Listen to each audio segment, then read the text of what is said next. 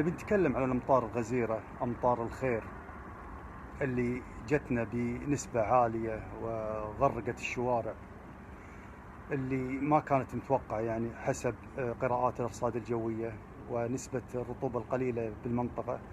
كنا متوقعين أنها تكون هناك أمطار قليلة، لكن شنو اللي حصل؟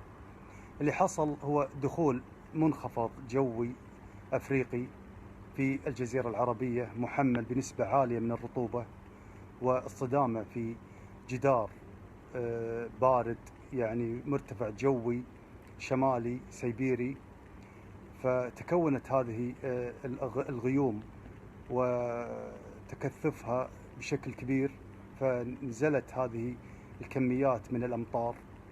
ومدام المنخفض الجوي يدور في المنطقة، فمتوقعين أن تستمر الأمطار في الأيام الجاية، والله أعلم.